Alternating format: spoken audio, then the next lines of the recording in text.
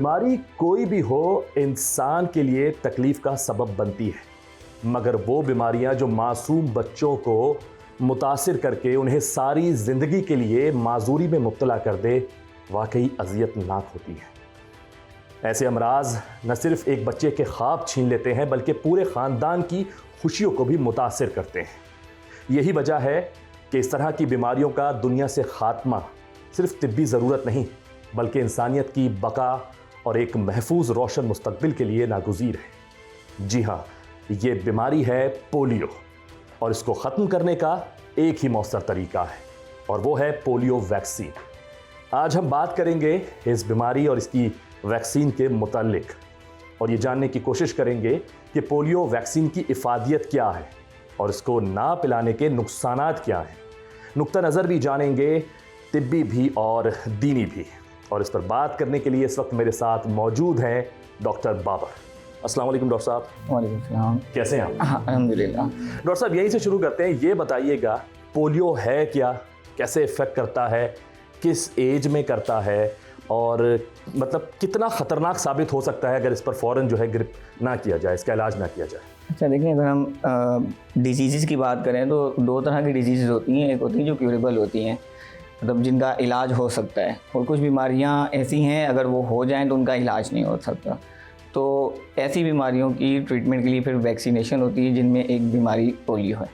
अगर ये एक बार इफ़ेक्ट कर दे तो बेसिकली ये ह्यूमन नर्वस सिस्टम को इफ़ेक्ट करती है, जिसकी वजह से सबसे बड़ा प्रॉब्लम होता है कि इंसान के जो लोअर लिम्स हैं, लेग्स हैं इंसान की, तो वो उससे पैरालाइज हो जाते हैं, जिसकी वजह से आगे चल के पूरी लाइफ इंसान को वो एज अ पैरालाइज या डिसेबल पर्सन के तौर पे ही गुजारनी पड़ती है। फिर इसकी कोई ट्रीटमेंट नहीं है। अच्छा, कैसे पता चलता है कि ये पोलियो की वजह से ये पोलियो है, वैक्सीन नहीं पिलाई गई या वैक्सीन पिलाने के बाद भी क्या खुदा न खास्ता ये हो सकता है, और किस एज में ज़्यादा होता है, कुछ इसका आइडिया है? लेकिन दुनिया में तो कोई भी ऐसी वैक्सीन नहीं है कि जिस पे अगर ये कहा जाए कि वो 100% ही रिज़ल्ट देगी। अच्छा। लेकिन 99.9% तो रिज़ल्ट होता है। वो एक हल्का सा तो पॉइंट वो पॉइंट तो रह जाता है। लेकिन यह है कि जो ओवरऑल स्टडी है वो यही है कि अगर पोलियो वैक्सीन बच्चों को 5 ईयर की एज तक कंटिन्यू अगर पिलाई जाती है तो इसके चांसेस जो है ना बहुत रेयर हो जाते हैं, ना होने के बराबर हो जाते हैं। तो एक तो अगर बचना है बीमारी से तो सबसे पहली चीज़ यही है कि पैदाइश के बाद से 5 साल की उम्र तक के बच्चों को जब भी एक जो गवर्नमेंट की कैंपेन्स होती हैं उनमें बच्चों को पोलियो वैक्सीन पिलाएं, ताकि बच्चे जो है वो सारी ज़िंदगी की माजूरी से बच सकें। अच्छा, आपने जिस बताया 5 साल की उम्र में ज़रूरी है, देखा भी जाता है, हमने भी देखा है चीज़ें और पिया भी है बिल्कुल। मुझे ये बताइएगा कि 5 इयर्स जो बोला जा रहा है, ये ज़रूरी क्यों होते हैं पहले 5 साल? थोड़ा सा ज़रा हमारे लोगों के लिए जिनको इस चीज़ की नॉलेज नहीं है कि भाई पहले 5 साल ही क्यों, हम बाद में भी पी सकते हैं, नहीं पी सकते, तो सर थोड़ा सा इस पर ज़रा रोशनी डालिएगा।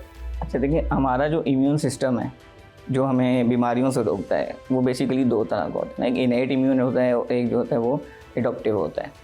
तो इनेट इम्यून सिस्टम जो नेचुरली बाय बर्थ हमारी बॉडी में मौजूद है, जो हमें बहुत सारी बीमारियों से बचाता है, और कुछ बीमारियां ऐसी होती हैं जो उससे नहीं बचा पाता हमें। तो उसके लिए फिर हमें ज़रूरी होता है कि हम इस तरह की वैक्सीन यूज़ करें तो वो बीमारी हो ही ना। क्योंकि अगर 5 साल की एज तक बार बार हम उसकी जो वैक्सीन यूज़ करते रहेंगे तो बॉडी के अंदर एक इम्यूनिटी डेवलप हो जाएगी। देन उसके बाद इम्यूनिटी इतनी स्ट्रॉन्ग हो जाएगी कि अगर बॉडी के अंदर पोलियो वायरस इंटर हो भी जाता है तो वो आपको डिजीज़ नहीं कर पाएगा, बीमार नहीं कर पाएगा। वो वैक्सीन उससे एक तरीके से लड़ाई करेगी, उसको किल कर देगी और उसका इफेक्ट नहीं होगा। ठीक है, इस वजह से ये ज़रूरी है पहले 5 सालों में।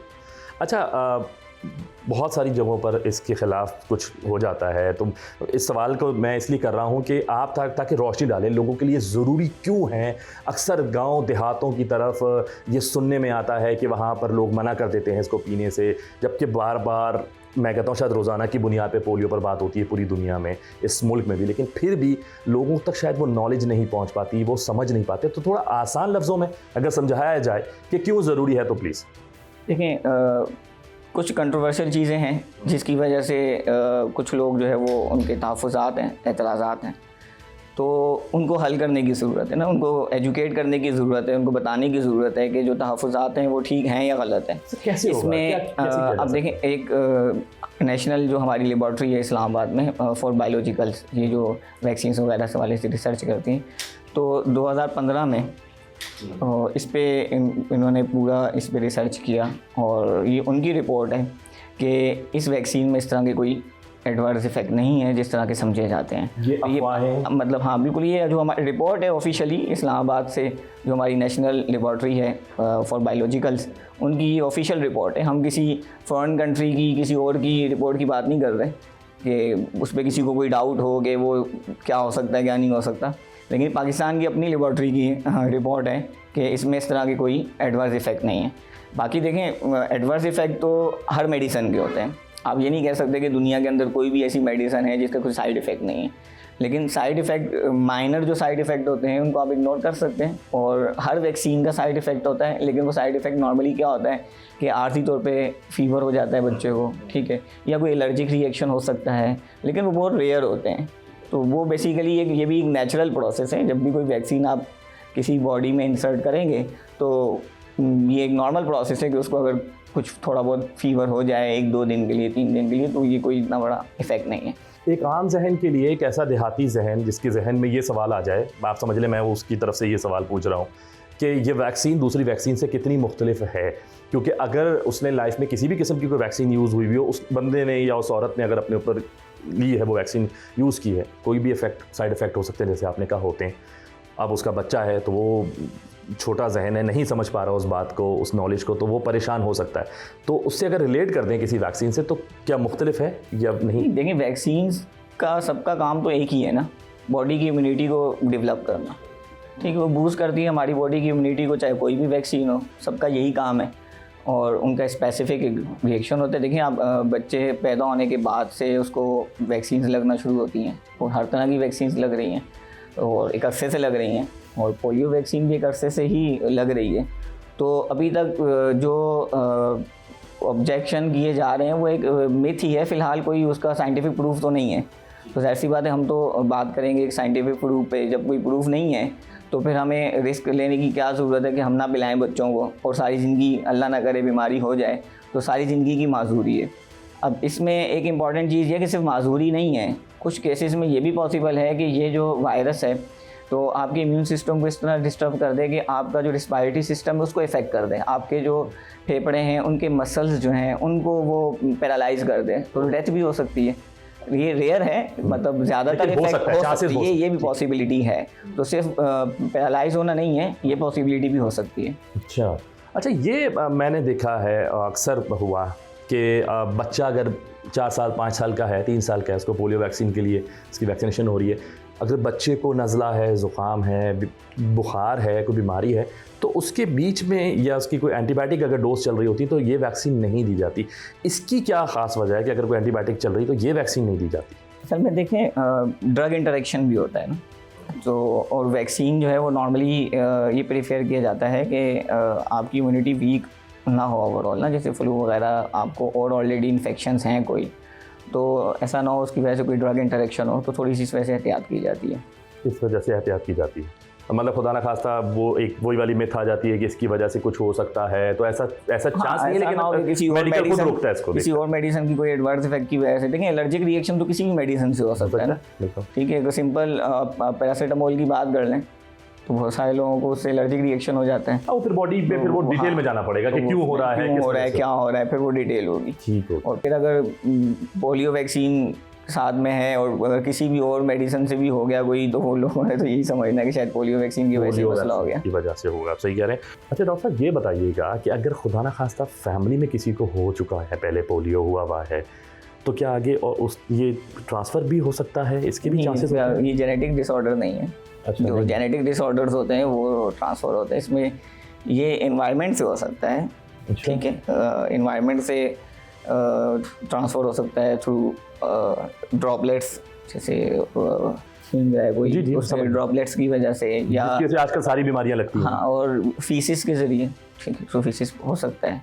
तो कंटेमिनेशन को अवॉइड करना चाहिए, अच्छी हाइजीनिक कंडीशन होनी चाहिए घरों में, हर जगह पे, ताकि जो है उससे बचा जा सके। तो इस वक्त अगर बात कर ली जाए हमारे अगर हम कराची की बात कर लें, जैसे आपने बात की कि जी हाइजीनिक होना चाहिए, तो देखें, अब सच्चाई तो सच्चाई है, हकीकत यह है कि इस वक्त हालात ख़राब हैं, शहर कराची एक मुश्किल तरीन दौर से गुजर रहा है इस तरह की चीज़ों को लेकर। तो क्या खुदा ना खास्ता यहाँ चांसेस ज़्यादा हैं ओवरऑल अगर बात की जाए पाकिस्तान की? देखिए, ओवरऑल अगर बात की जाए तो ओवरऑल अभी लास्ट ईयर ही सैंपल्स कलेक्ट किए गए थे, तो उन सैंपल्स में ज़ाहिर सी बात है कराची के सैंपल्स में भी पोलियो वायरस आया था।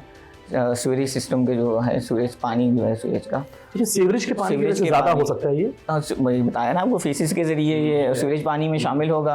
अब अगर वो पानी जो है वो पीने के पानी में शामिल हो रहा है और लीकेज है लाइन में, वो पीने के पानी में शामिल हो रहा है, तो ऐसी बात हो पानी के ज़रिए ह्यूमन बॉडी में ट्रांसफ़र हो। और ऐसी कई जगह हैं कराची में जहाँ ये सब चीज़ें इस तरीके से लोग गुजारा कर रहे हैं और नदी नालों के किनारे रह रहे हैं और इस तरह का पानी वो पी भी रहे हैं।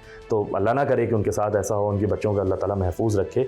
अच्छा साहब, ये बताएं कि मैं पाकिस्तान की बात कर रहा हूँ कि पाकिस्तान में पोलियो के अगर हम रेशो की बात करें और इस वक्त दुनिया के बाकी ममालिक में करें, तो क्या हम अभी भी उसमें गिने जा रहे हैं कि यहाँ ज़्यादा पोलियो? हाँ, ज़्यादा जो गिने जा रहे हैं पाकिस्तान और अफगानिस्तान इस वक्त भी दुनिया के अंदर जिन कंट्रीज़ में, ज़्यादातर कंट्रीज़ में से तो एलिमिनेट हो चुका है ना, क्या वो है ही नहीं वहाँ ये डिसीज़।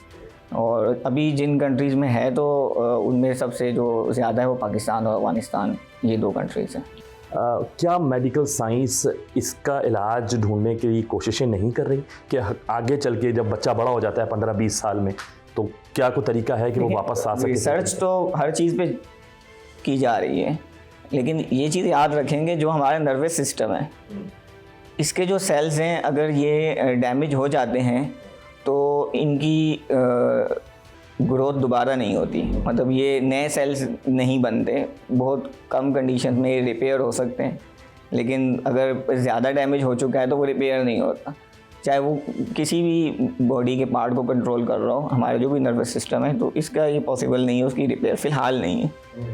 आगे चल के हो जाए, अल्लाह करे ऐसा हो, क्योंकि इससे पहले भी आप देखें बहुत सारी डिजीज़ थी जिनका इलाज नहीं था, लेकिन अब है अल्हम्दुलिल्लाह। अब है तो साइंस तो कोशिश करती रहती है और दुनिया में ऐसे लोग हैं जो इस पे काम कर रहे हैं। अच्छा, वालिदैन को ऐसा क्या करना चाहिए कि उनके बच्चे इस तरह की बीमारियों से महफूज रहें और भी बीमारियों से महफूज रहें? इम्यून सिस्टम का आजकल एक बहुत रोना रोया जाता है भाई, जहाँ चले जाते हैं डॉक्टर साहब यही देखते हैं कि आपके बच्चों का इम्यून सिस्टम अच्छा नहीं है। वालिदैन पर भी ये बात आ जाती है, आए दिन बीमारियाँ अफेक्ट करती हैं, आलूदगी बहुत ज़्यादा है, जिसमें आपने बताया कि ये सब भी वजह बनती है। तो ऐसा क्या करें कि पोलियो वैक्सीन तो चले पिला रहे हैं, लेकिन जब बच्चे बड़े होते हैं और बहुत सारी बीमारियां उनको लगती हैं, तो किस तरीके से इम्यून सिस्टम स्ट्रॉन्ग किया जा सकता है, ये भी बताइएगा प्लीज़। देखिए, इम्यून सिस्टम स्ट्रॉन्ग होने के लिए जाहिर सी बात है सबसे पहली चीज़ है कि आपकी बचपन से आपकी डाइट क्या है, ठीक है, और फिर आपकी इन्वायरमेंट। अभी जैसे आप देखें तो पूरी दुनिया के अंदर जो सबसे ज़्यादा पॉल्यूटेड सिटीज़ के नाम आते हैं, तो उनमें आपको पता है कि कभी कराची का नाम आ रहा होता है, कभी लाहौर का टॉप पे नाम होता है, कभी किसी और का। तो ऐसी बात है, ये पॉल्यूशन भी तो हमें नुकसान पहुंचा रही है, तो इसको कंट्रोल करने की ज़रूरत है। और फिर इस पॉल्यूशन के बहुत ज़्यादा एडवर्स इफ़ेक्ट हैं, और आप देखते भी होंगे कि पूरी दुनिया में इस पर कॉन्फ्रेंसेस हो रही होती हैं कि पॉल्यूशन को कंट्रोल करने के लिए क्या किया जाए, क्या नहीं किया जाए। तो अब ये सबसे इम्पॉर्टेंट चीज़ है कि हम उस पॉल्यूशन को कैसे कंट्रोल करते हैं। अब हमारा जो सीवरेज वाटर है, वो नॉर्मली आपको पता है कराची का सीवरेज वाटर सारा कहाँ जाता है, समुंदर में। अब उसको ट्रीट करके भेजना चाहिए, समुंदर में डालना चाहिए ना, मतलब उसको उसमें से जो भी पॉइजन्स हैं, जो भी इसमें टॉक्सिक एलिमेंट्स हैं, मटेरियल्स हैं, उनको क्लीन करके फिर हमें करना चाहिए। तो जाहिर सी बात है कि वो हमारी जो सी लाइफ है उसके लिए बेहतर होगा। और फिर जाहिर सी बात है उस सी लाइफ में हम खाते हैं, उसमें से बहुत सारी चीज़ें फिशेस खाते हैं। अब ऐसी बात ये तो कंसर्न अथॉरिटीज़ हैं, उन्हीं की जिम्मेदारी है, जो गवर्नमेंट है वो उसकी जिम्मेदारी है ये करना।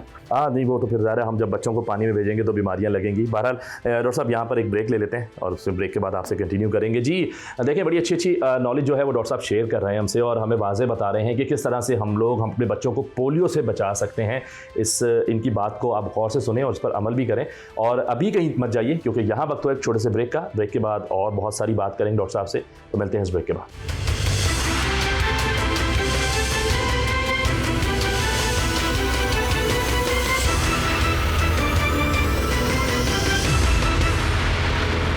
जी वेलकम बैक डॉक्टर साहब। ये बताएं कि अगर मैं पिछले 10-20 साल पुरानी बात करूं पाकिस्तान से रिलेटेड, तो पाकिस्तान के किस हिस्से में ज़्यादा पोलियो देखा गया?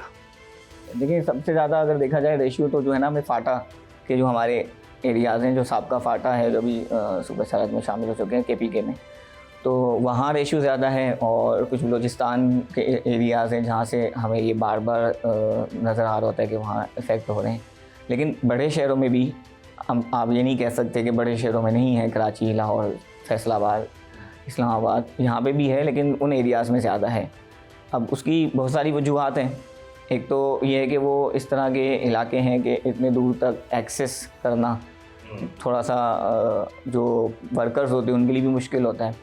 फिर कुछ सिक्योरिटी इश्यूज़ भी हैं। और फिर सबसे इम्पॉर्टेंट ये है कि वालिदैन को फिर उन एरियाज़ के अंदर जो है ना थोड़ा सा अपनी ज़िम्मेदारी पूरी करनी पड़ेगी कि वो कम से कम अगर किसी एरिया में पोलियो की टीम नहीं पहुंच पाती तो करीबी जो भी सेंटर हो, जो भी हॉस्पिटल हो, तो वहाँ जाके वो अपने बच्चों को लाजमी पोलियो की कतरे पिला दें। अच्छा डॉक्टर साहब, ये बताएं कि पोलियो वैक्सीन ना पिलाने से पोलियो के चांसेस तो 100% हैं, और किस किस बीमारी के चांसेस हो सकते हैं इसको ना पिलाने से? पोलियो वैक्सीन देखिए वैसी बात है, स्पेसिफिक है ना, स्पेसिफिक टू पोलियो है, खाली पोलियो वायरस के लिए। हाँ, सिर्फ उसी को कर रही है। तो ऐसा नहीं है कि ये एक वैक्सीन जो है वो 4-5 अलग अलग डिजीज़ के लिए, ये सिर्फ स्पेसिफिक पोलियो के लिए है। तो अगर इसको नहीं पिलाएंगे तो उससे पोलियो ही हो सकता है। ऐसा नहीं है कि इससे आप ये कहेंगे कोई और बीमारियाँ भी हो जाएंगी। लेकिन ऐसी बात है कि पोलियो भी कोई कम बीमारी तो नहीं है ना, उसका सबसे छोटा सिम्टम भी जो है वो पैरालाइज हो जाना है। अब आप खुद एक इमेजिन करें कि कोई ऐसे पेरेंट हों, आप उनसे पूछें जाके कि जिनका बच्चा पोलियो की वजह से पैरालाइज हो गया हो, वो तो ऐसी बात है कि वो यही कहेंगे कि कुछ भी कर लें, बच्चे को पोलियो वैक्सीन लाजमी पिलाएं। और एक डिसेबल बच्चे के लिए, उसके लिए ख़ुद के लिए ज़िंदगी कितनी मुश्किल हो जाएगी। और वालिदैन के लिए भी आप देखें, सबसे ज़्यादा इंसान से मोहब्बत करने वाले वालिदैन होते हैं, तो वो उनके लिए पूरी ज़िंदगी का इम्तिहान बन गया। और जो बच्चा खुद है उसके लिए भी इम्तिहान बन गया। और उसके आसपास के लोग भी इफ़ेक्ट होते हैं। ऐसा नहीं होता कि कोई जो शख्स बीमार है कि सिर्फ उसी को प्रॉब्लम हो रही है। सोसाइटी के अंदर एक शख्स भी बीमार होता है तो उसका इफ़ेक्ट पूरी सोसाइटी पे पड़ता है। अच्छा डॉक्टर साहब, ये बताएं कि गाहे बगाए देखा गया, अब तो सोशल मीडिया का दौर है, लोग फ़ौरन बता देते हैं इस बारे में कि कुछ इस पोलियो की वैक्सीन के हवाले से कि एक्सपायर भी खुदा न खास्ता हो जाए तो पिला देते हैं, तो कुछ क्या इसकी कुछ होता है, इससे नुकसान होता है? और एक्सपायर किस वजह से होती है, मतलब ज़्यादा रखने से होती है या क्या कोई इसकी ख़ास वजह है? देखिए जो पोलियो वैक्सीन है, ऐसा नहीं है कि गवर्नमेंट एक्सपायर जो है ना वो पिलाएगी, ऐसा नहीं होता। होता ये है कि इसकी स्टोरेज कंडीशंस हैं, इसको लो टेम्परेचर पे स्टोर करना होता है। तो बहुत ज़्यादा मैक्सिमम टेम्परेचर 8 डिग्री इसके अंदर रहे तो ज़्यादा अच्छा होता है। मतलब 2 to 8 डिग्री के दरमियान अगर रहे तो बेस्ट इसके लिए टेम्परेचर है। तो अब ऐसी बात है कि इसकी ट्रांसपोर्टेशन है, पाकिस्तान से बाहर से अगर आ रही है तो उसकी ट्रांसपोर्टेशन है, उसके दौरान टेम्परेचर कंट्रोल करना। इसके अलावा फिर जो हेल्थ सेंटर हैं जहाँ से हमारे पोलियो वर्कर्स उसको वैक्सीन को लेके जा रहे हैं हर इलाके में, घर घर में पिलाने के लिए, तो इस पूरे ड्यूरेशन में उस टेम्परेचर को कंट्रोल करना बहुत ज़्यादा इंपॉर्टेंट है। अगर टेम्परेचर कंट्रोल नहीं होगा तो फिर जाहिर सी बात है कि उसकी एफिकेसी ख़त्म हो जाएगी और उसका इफ़ेक्ट नहीं रहेगा। अब जाहिर सी बात है कि अगर हमने एक बच्चे को पिला दी अपने के पोलियो वैक्सीन पिला दी, हम तो सेटिस्फाइड हैं, हमने पोलियो वैक्सीन पिला दी, लेकिन अगर वो उसकी एफिकेसी ही नहीं थी और उसको कंट्रोल टेम्परेचर पे नहीं रखा गया था तो ऐसी बात उसका असर ही नहीं होगा, पानी गया, बस वो पानी ही गया, तो फिर उसको पोलियो के चांसेस तो हैं। हम फिर ये कहेंगे कि पोलियो वैक्सीन पिलाने के बाद भी इसको पोलियो हो गया, तो अब उसकी वजह ये है कि जो पोलियो वैक्सीन है अगर उसकी एफिकेसी किसी वजह से भी अगर नहीं रही तो फिर उसका असर नहीं रहेगा हमारे। इस तरह के केसेस देखे तो नहीं गए वैसे पाकिस्तान की में बात की जाए? देखिए अब ये तो ग्राउंड लेवल की बात है ना, कि जब गवर्नमेंट आगे पहुंचा रही है, सबसे पहले तो वहाँ गवर्नमेंट की ज़िम्मेदारी है, जो इदारे हैं उनकी ज़िम्मेदारी है, जो पूरी एक टीम बना दी गई है पाकिस्तान के अंदर, पूरा एक सिस्टम है जो पोलियो वैक्सीन पिला रहे हैं, हेल्थ वर्कर्स हैं, तो इन सब की ज़िम्मेदारी है कि उसके टेम्परेचर को कंट्रोल रखें।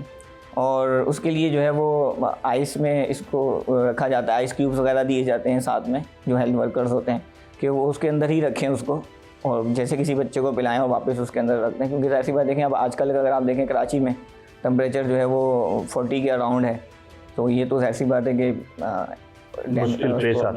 मुश्किल है। एक तो वैसे गर्मी में उन हेल्थ वर्कर के लिए मुश्किल है कि वो हर घर जाके पिला रहे हैं, और उस पिलाने के बाद भी उसका अगर इफेक्ट ही ना हो तो वो ज़ाया ही है, कोई फ़ायदा नहीं उसका। आपने कहा कि ये वैक्सीन जैसे बाहर से आ रही है, तो मैं ये जानना चाहूँगा क्या अभी भी बाहर से ही आ रही है, क्या हमारे यहाँ ये वैक्सीन तैयार नहीं की जा रही है, यहाँ पे कंपनीज नहीं बना रहे? देखिए वैक्सीन बहुत सारी ऐसी हैं जो पाकिस्तान में बन भी रही हैं, लेकिन इसमें जो पोलियो वैक्सीन है, ये तो एक वर्ल्ड हेल्थ ऑर्गेनाइजेशन की तरफ से जो है वो दी जा रही है, क्योंकि उनकी कैंपेन चल रही है पिछले 4-5 दहाइयों से कि दुनिया के अंदर से हमने पोलियो को ख़त्म करना है।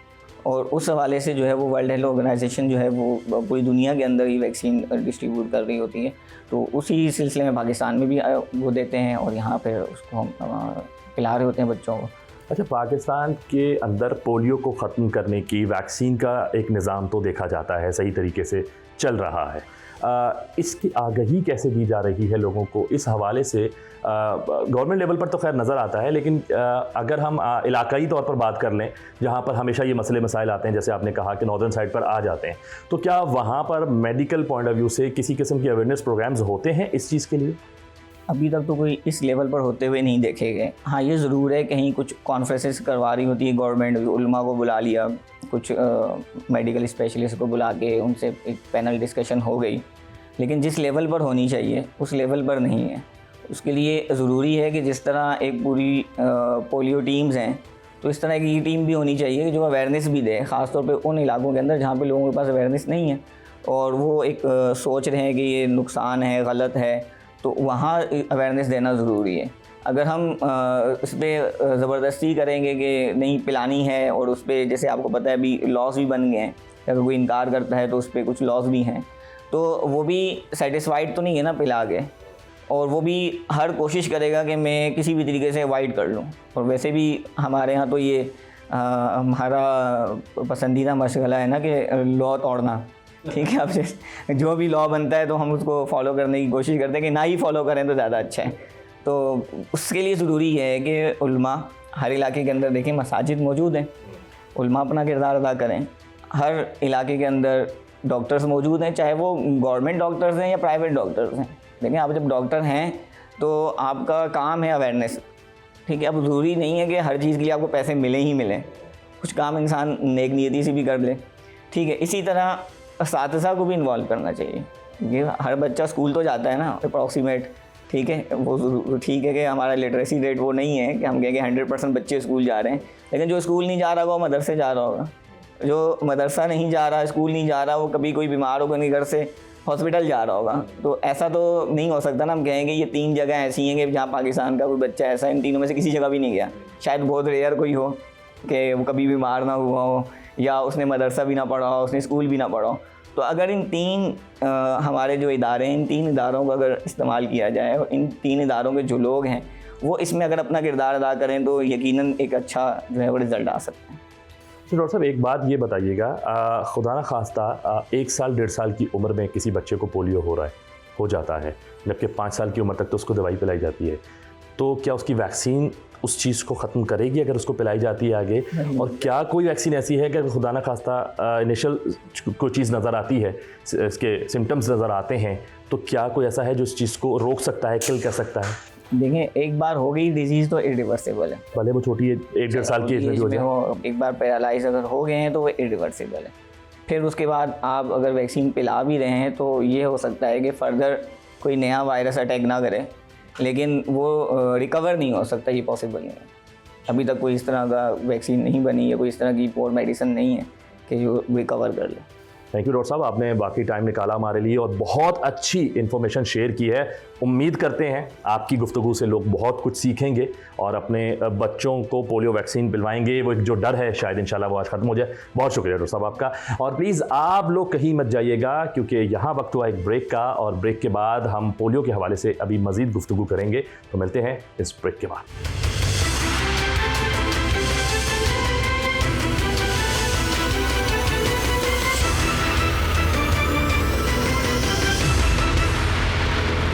जी, वेलकम बैक। पोलियो के हवाले से हमारी गुफ्तगू जारी है और इस पर अब मेरे साथ मौजूद हैं अब्दुल रज़ाक अवैसी साहब, आलिम दीन हैं, और इस पर अब वो अपनी रोशनी डालेंगे कि शरीयत क्या कहती है, इस्लाम क्या कहता है। ख़ास तौर पर इस वैक्सीन के हवाले से बात की जा रही है। सब यहीं से शुरू करते हैं। ये बताइएगा कि इस्लाम इस हवाले से क्या कहता है कि बच्चों की सेहत की हिफाजत के हवाले से क्या अहकामात दिए जा रहे हैं। तालीमात इस्लामिया के मुताबिक बच्चे जो हैं वो उनकी नशोनुमा, उनकी सेहत से मुतालिक, क्योंकि औलाद यकीनन अल्लाह का एक बेशबहा अतिया है, तो उसकी हिफाजत निगहदाश्त हम पर लाजिम और ज़रूरी है। और इस निगहदाश्त में अव्वलीन जो पोजीशन है या ज़रूरत है वो उनकी सेहत से मुताल्लिक़ है, क्योंकि बच्चे सेहतमंद तो मतलब माशरा सेहतमंद है। तो इसीलिए उनकी सेहत पर खुसूसी तवज्जो के अहकामात जो हैं अल्लाह और उसके रसूल सल्लल्लाहु अलैहि वसल्लम ने हमें दिए हैं, तो उनकी सेहत का भरपूर ख्याल रखना हम सब के लिए लाज़िम और ज़रूरी है। अच्छा, शरीयत में पोलियो के हवाले से अगर मैं बात कर रहा हूँ खास तौर पर, क्या इसकी जो वैक्सीन है पिलाई जाती है जायज़ है नहीं है? बारहा देखा गया है, बहुत कॉन्फ्लिक्ट रहता है, कुछ सोशल मीडिया पे भी देखा जाता है, ख़बरों में भी देखा जाता है, थोड़ी सी इस पर ज़रा रोशनी डालिएगा। पोलियो वैक्सीन यकीनन बच्चों के लिए जो माहिरीन हैं हमारे तिब्बी, उनका ये कहना है कि ये मतलब बच्चों में सूखापन जिसे कहते हैं अमूमी तौर पर, या खुदा न खास्ता हाथ पैर की माजूरी, इसके बचाव के लिए ये वैक्सीन या ये ख़तरे जो है बच्चों को पिलाए जाते हैं। तो यकीनन ये उनकी सेहत से मुताल्लिक़ है, तो लाज़िम और ज़रूरी है इनका पिलाना, ताकि ये कि एक बच्चा माजूरी से बच सके। और एक बच्चे को माजूरी से बचाना मतलब पूरे माशरे को माजूरी से बचाना, क्योंकि उसी को आगे जाकर इस माशरे का एक फ़र्द बनना है। तो यकीनन इसमें कोई क़बाहत नहीं है। जो हमारे अकाबरीन उलमा अहले सुन्नत हैं उन्होंने जो है उसको सेहत से मुताल्लिक़ ही रखा है और उसके जवाज़ का फतवा भी दिया है। बाज़ लोगों ने मतलब है कि जो दीनी जमातों से ताल्लुक़ रखते हैं उनका ये पॉइंट ऑफ व्यू है कि वो ये कहते हैं कि ये मुज़र सेहत है या इंसानी नस्ल को जो है नस्ल कुशी के मुतरादिफ़ है, तो ऐसा यकीनन नहीं है। जो तिब्बी माहिरीन उनका भी ये कहना है और हमारा यही मौक़िफ़ है कि यकीनन ये क्योंकि बच्चों को माजूरी से बचाने के लिए है, तो लिहाजा इसको बिल्कुल इस्तेमाल करवाना और बच्चों को टाइम टू टाइम पोलियो की वैक्सीन या ख़तरे पिलवाना ये ज़रूरी है। अच्छा, आम तासुर ये है कि अगर एक आदमी, जैसे मैं कह रहा हूँ कि उसके जहन में ये बात आ जाती है कि ये नुकसानदेह है, और जाहिर सी बात है इसको तो मेडिकल साइंस प्रोवाइड कर रहा है, मेडिकल दे रहा है, डॉक्टर्स के पास वो नहीं जाएगा इसको पूछने के लिए, क्योंकि वहाँ से जो चीज़ आ रही है वो उसको गलत साबित कर रहा है अपने जहन के अंदर, वो रुजू करेगा आप लोगों से। तो फिर अगर उसके जहन में ये चीज़ है कि ये नुकसानदेह है, तो फिर किस तरीके से आप लोग उस जहन को दोबारा उसकी नशोनुमा करते हैं कि उसको ये रियलाइज़ हो कि नहीं ये चीज़ नुकसानदेह नहीं है? तो ये तो देखिए ना, वहम या मतलब ये कि किसी भी चीज़ से मुताल्लिक़ कोई शकूक शुबात पैदा हो जाएं, अगर बेबुनियाद हों, तो एक शऊरमंद आदमी उसको समझा सकता है कि भाई ये आपका जो वहम है ये गुमान है, सिर्फ इसका कोई जो है हकीकत से कोई ताल्लुक़ नहीं है। ये क्यों मारूफ़ कर दिया गया कि इसको ख़तरे यूज़ करवाने से पोलियो के नस्ल कुशी होती है या कुछ और बात है जो भी माशरे में हमारे यहाँ मौजूद है, कहीं कहीं अक्सर जगह नहीं है। और हैरत की बात यह है कि जो तालीम याफ्ता लोग हैं उनमें ये बात नहीं पाई जाती। हाँ, ये थोड़े से कुछ लोग जो अपने आप को मजहबी कहते हैं उनके यहाँ ये बात ज़्यादा है। तो उसको ऐसे अफराद को हम यही कहते हैं कि अपने तय कोई फ़ैसला ना लें कि आपकी किसी गुमान या ख़याल की वजह से आप ये ख़तरे ना पिलाएं और आपके बच्चे जो है खुदा न खास्ता माजूरी से जो है वो माजूरी उनको लाहक हो जाए। तो लिहाजा उनको इसी तरह हम समझाते हैं कि अल्लाह और रसूल के फरमान के मुताबिक जो है कोई ममानियत इसकी नहीं है, तो फिर बिल्कुल जायज़ है ये, और सेहत से मुताल्लिक़ है तो फिर तो मैं समझता हूँ कि वाजिब और फ़र्ज़ के दर्जे में होगी यकीनन। ये एक ऐसी चीज़ कोई भी दवाई है या किसी चीज़ से जिससे इंसानी जान को फ़ायदा पहुँचता हो तो उसको किस नज़र से देखा जाता है? देखिए, वो तो ये यूँ कह लीजिए कि जो चीज़ें इंसानी सेहत से या इंसानी सेहत को फ़ायदा पहुँचाने वाली हैं तो वो तो हमारे लिए लाजिम और ज़रूरी है कि एक इंसान की सेहतमंद ज़िंदगी जो है वो यकीनन उसके तमाम तर मसाइल जो हैं उससे ताल्लुक़ रखते हैं, रिलेटिव होते हैं। सेहतमंद आदमी अच्छा काम भी कर सकता है, सेहतमंद आदमी माशरे के लिए भी एक अच्छा इंसान साबित हो सकता है। जिसकी सेहत सही नहीं हो और जानबूझकर वो अपनी सेहत को दुरुस्त करने के लिए वो चीज़ें यूज़ ना करे कि जो उसकी सेहत को अच्छा कर सकते हो, तो यकीनन उसका नुकसान है, और नुकसान के लिए मना किया गया कि कोई भी अपनी सेहत को जानबूझकर नुकसान ना पहुँचाए। जब वालिदैन को आजकल के ख़ास तौर पे दौर में बात हो रही है जिसमें आप देखें हर तरफ नफ्सा नफ्सी का दौर है, एक बीमारियों का राज है, अस्पताल खाली नहीं है, छोटे अगर हम मेडिकल्स पे चले आते हैं, क्लिनिक्स पे चले आते हैं, वो भरे हुए होते हैं, सोशल मीडिया भरा हुआ है बीमारियों के लिए, रोज़ एक नई बीमारी आ रही होती है। तो किस तरीके से जो है आज के दौर में अगर हम दीनी लिहाज से बात करते हैं कि ऐसी कौन सी कमी है जिसकी वजह से हम समझते हैं कि हमारे अंदर ये चीज़ें पैदा हो रही हैं, बीमारियां पैदा हो रही हैं, ऐसा क्या करना चाहिए? जी, इससे मुताल्लिक़ तो याद रखिए कि यानी वो दीन इस्लाम के जो हमें अपना सोते वक्त बिस्तर झाड़ने का हुक्म देता है कि बिस्तर झाड़ के जो है वो सोएं, खाने पीने की अशिया को ढांक कर रखें, तो आप इससे अंदाज़ा लगा लीजिए कि वो सेहत से मुताल्लिक़ इस्लाम और दीन इस्लाम कितना फ़िक्रमंद है, जिसकी वजह से अल्लाह उसके रसूल सल्लल्लाहु अलैहि वसल्लम के अहकामात में ये हम पर लाजिम और सुन्नत करार दिया गया है। तो इसकी एक वजह तो ये है कि हम जो है वो सुन्नत से दूर होते जा रहे हैं, और अगर हम सुन्नत को अपनाते हैं तो यकीनन सुन्नत में जो भी चीज़ें हमारे अमाल या अमल के मुतालिक या मामूलात के मुतालिक बयान की गई हैं वो यकीनन हमारी सेहत के फ़ायदे के लिए हैं। तो यकीनन अगर हम उस पर अमल पैरा होंगे तो ये डॉक्टर्स वग़ैरह या दीगर इलाज मुआलजे के मामले में हम काफ़ी हद तक जो है वो हमारा यानी बीमारी जो है वो कम हो जाएगी, और हम अगर सुन्नत को छोड़ देंगे तो यकीनन बीमारियों में गिरफ़्तार हो जाएंगे।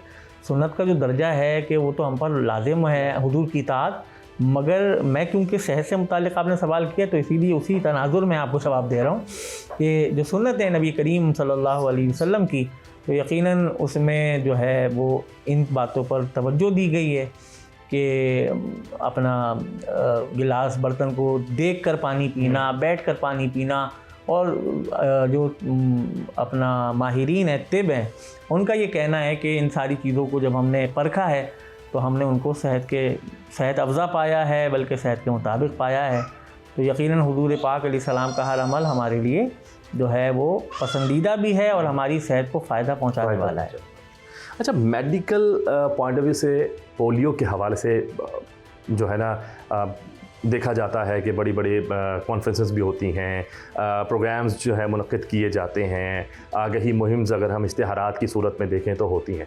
अब जब ये जैसे कि आपने बात की कि बिल्कुल कोई ऐसा अब वो मामला नहीं है, अगर जो अफवाहें थी वो ख़त्म हो चुकी हैं और दीन भी साथ इस चीज़ के बिल्कुल खड़ा है कि जी बिल्कुल होनी चाहिए, वैक्सीन पिलानी चाहिए, फ़ायदा है, बच्चों को बीमारियों से बचाया जाए। तो अब ऐसे जहनों के लिए जो ये सवालात लेकर आते हैं कि जी ऐसा कुछ है वैसा कुछ है, या फिर ओवरऑल वैक्सीन के हवाले से, पिलाने के हवाले से आप लोगों की तरफ से अगर मैं जानना चाहूँगा किस तरह के प्रोग्राम्स होते हैं इस चीज़ के लिए?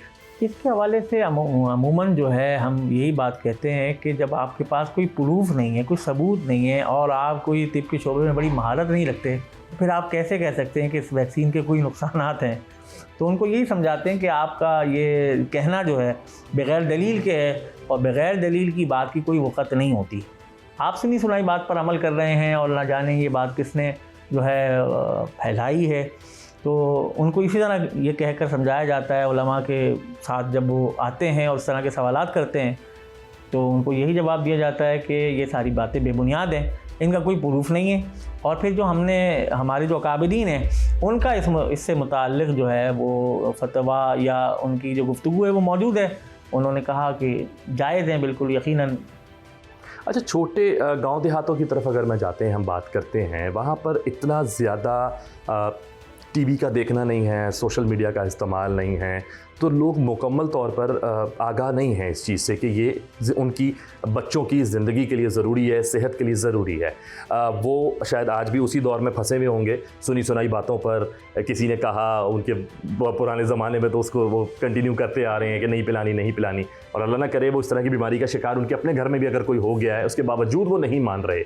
तो ऐसी जगहों पर, क्योंकि देखें जमातें तो जाती हैं, तबलीग का सिलसिला रहता है, तो क्या इस चीज़ को भी मद्देनज़र रखा जाता है, सेहत पॉइंट ऑफ व्यू से भी क्या वहाँ पर लोगों को आगाही दी जाती है? जी बिल्कुल बिल्कुल, उनको आगाही दी जाती है कि वो कोई भी ऐसी बात के जिससे मुताल्लिक दीन इस्लाम की कोई ममानियत नहीं हो तो उसको अपने ऊपर ममनू कर लेना ये नाजायज़ है। यानी वो दीन इस्लाम के जो दीन फितरत है, तो उसके अंदर जब उस किसी चीज़ की ममानियत नहीं है तो आप उसको अपने ऊपर ममनू करार दे दें, तो ये तो आप अल्लाह और रसूल के अहकामात या उनके फरमान से आगे निकल जाते हैं। तो लिहाजा ये मना है, ये दुरुस्त नहीं है। और जो लोग इस तरह का ख्याल तसव्वुर रखते हैं तो यकीनन वो अक़ली तौर पर बीमार हैं। अक़ली तौर पर बीमार है। अच्छा, अब खैर आपने अपनी तमाम बातों में और ये तो साबित किया कि पोलियो के हवाले से ख़ास तौर पर हम ज़ाहिर बात कर रहे हैं कि ये वैक्सीन जो है वो किसी तरह से भी नुकसानदेह नहीं है, ख़तरनाक नहीं है, और जो बातें माजी में की गई हैं वो अफवाह थी, मिथ है, जो भी है ये उसके बिल्कुल उसको सबको जो है वो फरामोश कर दिया जाए, भुला दिया जाए, अपने बच्चों को सेहत का ध्यान दिया जाए। मैं चाहूँगा कि आप कुछ एक मैसेज बिल्कुल इस हवाले से हमारी कौम को, क्योंकि ज़्यादातर देखा ये जाता है कि लोग डॉक्टर्स की बात तो मान लेते हैं और हमारे जो आलिम दीन हैं उनकी बातों को या तो मानते नहीं है या फिर वो बोलते नहीं है, उस तरह समझाते नहीं है। आपने बहुत अच्छी बात की है, तो मैं चाहूँगा कि आप एक मैसेज भी ऐसा दें जो लोगों के वाकई डायरेक्ट दिल पर असर करे और उस चीज़ को समझें। जी बिल्कुल, मैं ये कहना चाहूँगा कि इस हवाले से जो अफवाहें हैं वो बेबुनियाद हैं, और यानी हमारे बच्चे खुदा न खास्ता कल को ये ना कह सके अपनी माजूरी की वजह से कि मैं माजूर इसलिए हूँ कि मेरे वालिदैन के पास जो है वो इतना वक्त नहीं था कि मुझे पोलियो के क़तरे वो पिलवाते, तो यही वजह मेरी पूरी ज़िंदगी भर की माजूरी की है। तो इस माजूरी से बचने के लिए या औलाद के इस तरह माजूर हो जाने से बचने के लिए ज़रूरी है कि हम जो है अपने बच्चों को पोलियो वैक्सीन के ख़तरे पिलवाएं, और इसी में हमारे पूरे माशरे के लिए बेहतरी भी मौजूद है और हमारे बच्चों की सेहत भी इसी में मुज़मिर है। बहुत शुक्रिया वैसी साहब, आपने वक्त निकाला, इतनी अच्छी गुफ्तगू की, बहुत शुक्रिया आपका। देखा आपने, माहिर डॉक्टर और मुअज़्ज़िज़ आलिम दीन के वाज़े मौक़िफ़ के बाद ये हकीकत सामने आ चुकी है कि पोलियो एक मुहल्लिक बीमारी है जिससे बचाव के लिए वैक्सीन नहायत मौसर और महफूज है। इसके ना तो कोई साइड इफ़ेक्ट है और ना ही इसमें कोई शरई कबाहत पाई जाती है। इसलिए खुदारा गलत फहमियों का शिकार ना हो और अपने 5 साल से कम उम्र बच्चों को बर वक्त पोलियो वैक्सीन दिलवाएं, क्योंकि आपकी एक ज़िम्मेदाराना काविश आपके बच्चों को उम्र भर की माजूरी से बचा सकती है। आज के लिए बस इतना ही। अपने मेज़बान अर्तकरल चौधरी समेत प्रोग्राम की टीम को दीजिए इजाज़त। अगले शो में फिर मुलाकात होगी। अल्लाह हाफ़िज़।